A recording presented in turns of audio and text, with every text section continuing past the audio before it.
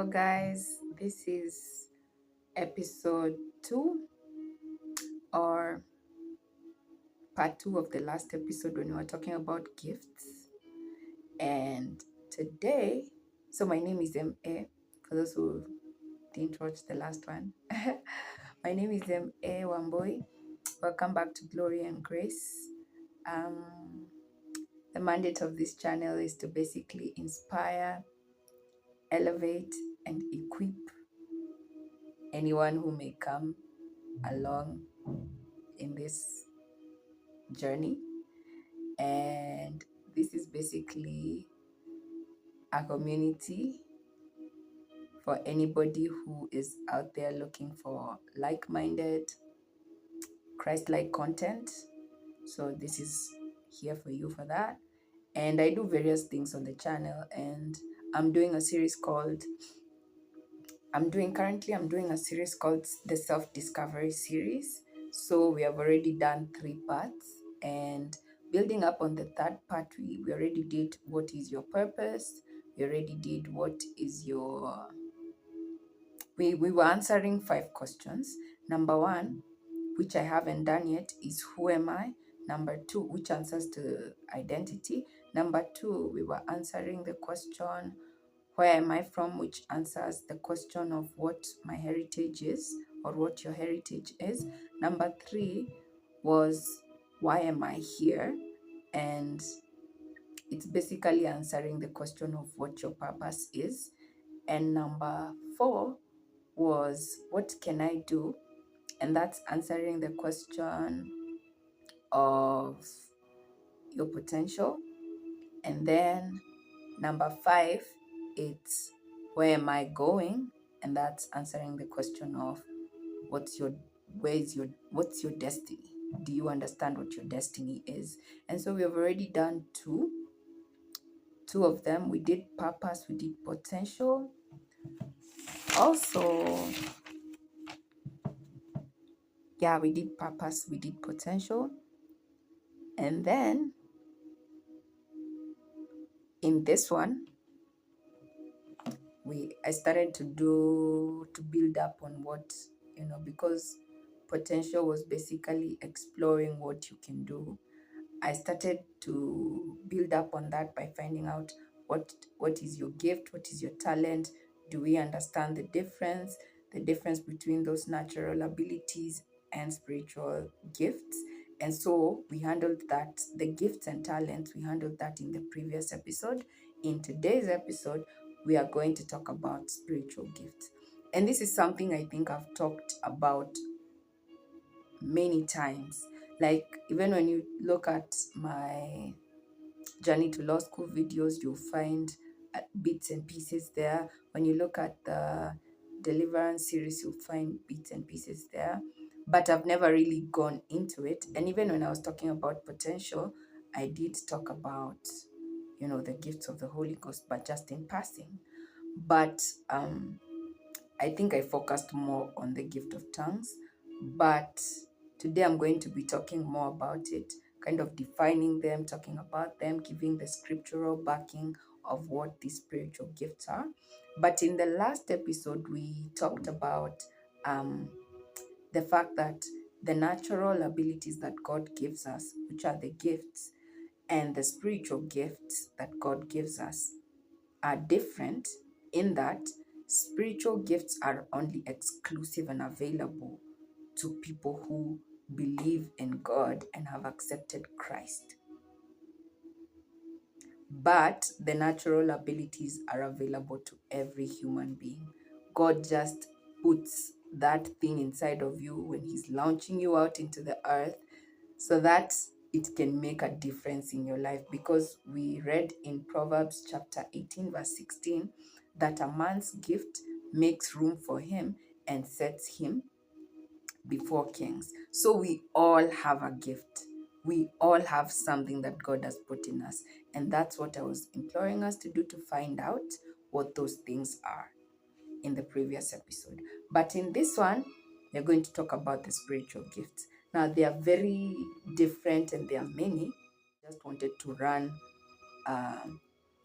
through the list of the different spiritual gifts that are available to believers in different scriptures. So there is Romans chapter 12, and it starts from verse 6 to around verse 8, and it gives certain spiritual gifts. Number one, there's prophecy.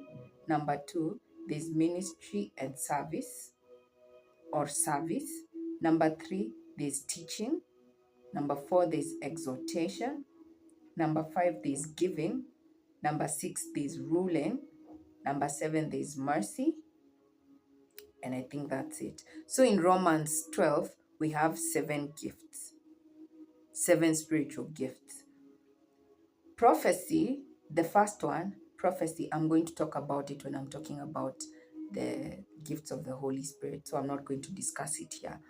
But ministry or service is this: it's the passion to meet the physical needs of either the church, the body of believers, or the practical needs of people. So you find that there are people who love to serve. They serve people and they serve the congregation, whether those might be ushers or the people who keep the sanctuary keepers, because these are physical needs. So you might need the church to be cleaned, or somebody might need maybe somebody who is bereaved, and they might need somebody maybe to be there for them, or maybe they might need, or somebody who is sick and they might need somebody to take care of them. That's somebody who has the gift of ministry, because they are passionate about it. You don't have to push them to do it. They are passionate about it. So they have the gift of ministry or service. So they serve people and they can serve the whole congregation at large. And they do it cheerfully. Like, have you ever seen those ushers who are just so happy to welcome you, to make sure you find a seat, to wait on you? They're just so happy to do that. Yeah, those are people who have that gift. Then there's the gift of teaching. I think I'll handle that when I'm talking about the group of gifts in Ephesians, the gifts of Christ that Christ gave to the church. I'll handle that because it's there as well. The gift of teaching is there as well. There's also now the gift of exhortation. The gift exhortation is the ability to appeal to someone and have the right word to say to someone who is hurting. So people who have this gift can encourage, console, and comfort people in times of distress. You know those people, like you probably even have those friends, right? Like the person that you can always call. I don't have that friend. I don't have those people. I'm probably that person, but these are people who are they are very good listeners. They know the right things. Not everyone can comfort you. People usually don't know the right things.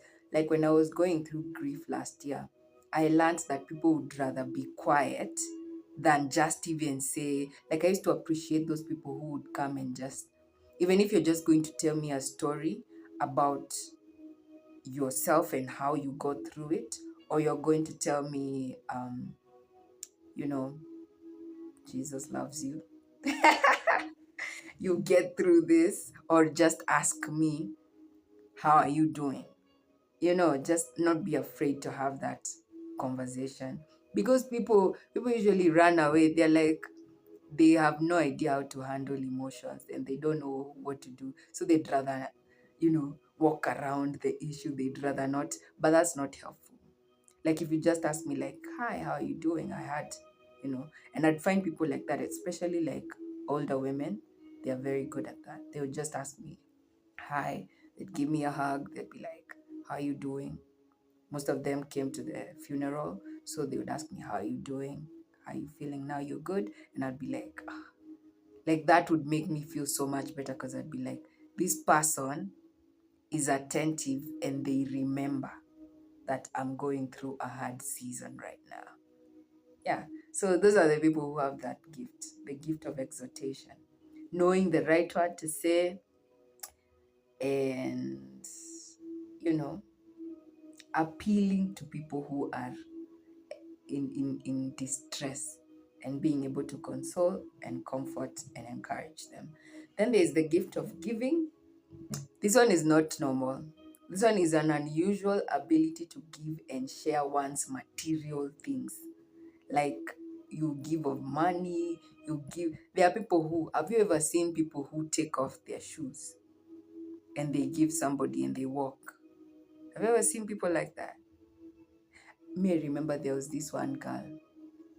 I was in campus. campus. I was in high school, and I got there and I didn't have a sweater. Actually, what had happened was when we went there, we went with our school uniform that we used to wear, and I also had this hoodie, this navy blue hoodie that I had that I used to go to school with here. And so that's what I was wearing. I didn't have a sweater.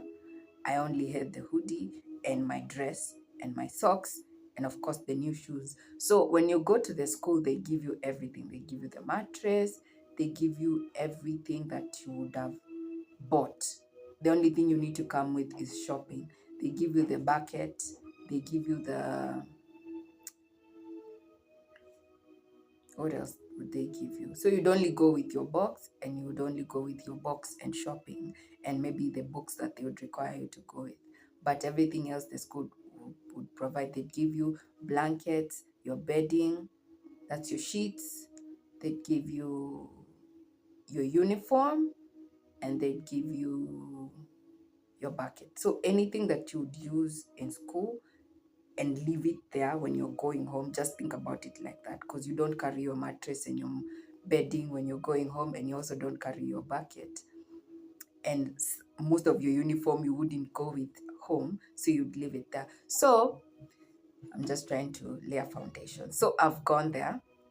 It's the first week I've been given, we only used to have 2 sets of uniform. I've been given my first set of uniform, but I don't have a sweater. They have not given us the sweater yet. So I guess we were many. They had not given us what we all needed at the time. And I remember I had washed my hoodie and hanged it, and somebody stole it. So it was somewhere in March. It was raining, because it's the rainy season in Kenya. So it was raining, it was cold. I didn't have anything. I didn't have a windbreaker. The windbreakers were, the sleeveless sweaters, and then there were the long sleeved. We were not given yet, so I didn't have any. And my hoodie, I washed it, and somebody unhanged it and went with it. So I was cold. It was in the morning. I'm just wearing my blouse. I'm heading to class. And I remember this girl, she was in my dorm, and she saw me, and she literally took off the windbreaker that she was wearing and she gave it to me. That's what we're talking about. That's unusual, because okay, maybe she had another one, but I was new. I was just a form 1. It's not like we were even close. We didn't even know each other like that, but we were in the same dorm, so I think she had seen me around. So she gave it to me. That's what you're talking about. It's an unusual ability to give and share one's material things with others. And these people who do this, they do it eagerly and with gladness. Because I remember that girl was like, keep this until the school issues you with sweaters and windbreakers, and when you're set, you can give it back to me. And I think I used it until, that happened for a few weeks, because it took some time. They only gave us those things when we were almost closing school, so that our parents would not be like, where did our money go? So when we were almost closing school, that's when they gave us the windbreakers and the sweaters. So anyway, that's a gift. Giving is a gift. Ruling or leading is a gift also. Remember when we were talking about Joseph had this gift, also Daniel had this gift in the Bible. And this gift is very similar to another one that I'm going to be reading in 2 Corinthians. Okay, it's going to come later. It's called the gifts of governments and administration. It's very similar to this one of ruling and leading, because if you're going to rule or lead, you also need to be able to set up, be very organized, be able to set up government and administration. So the gift of ruling and leading is the ability to inspire others to the point of them following the leader willingly. So if you cannot inspire people to follow you, don't think you have this gift. That settles it. If you have nobody who is following you, like somebody who is constantly like they want to know what is the direction, where are you leading us to? There are people who have that actually. And they draw men to themselves. People who have this gift, they draw men to themselves. They have also the ability to influence. They have the gift of influence as well. Okay, that's not a gift like in the spiritual sense, but there are people who command influence. And it's because they have this. They have the gift of leading and ruling. Higher. The seventh one, which is the last one for this list in Romans 12, is the gift of mercy. And the gift of mercy is the gift to, it's an extreme expression of mercy, compassion, and willingness to help the poor, sick, or troubled. Like if you just find yourself attracted to and you always want to help people who are in trouble. So it's not just having mercy on people. It's just that you're always drawn, you're always thinking, what can we do? What can be done? Let's do something. You might have this gift. So the people who have this gift are moved to comfort, help, and alleviate distress of others. And they do this very cheerfully and with gladness. These are not people you need to force at, let's changa something, let's go to this person's. No. They do it. They just do it. And they do it willingly and they do it gladly. So, yeah, those are the gifts in Romans 12.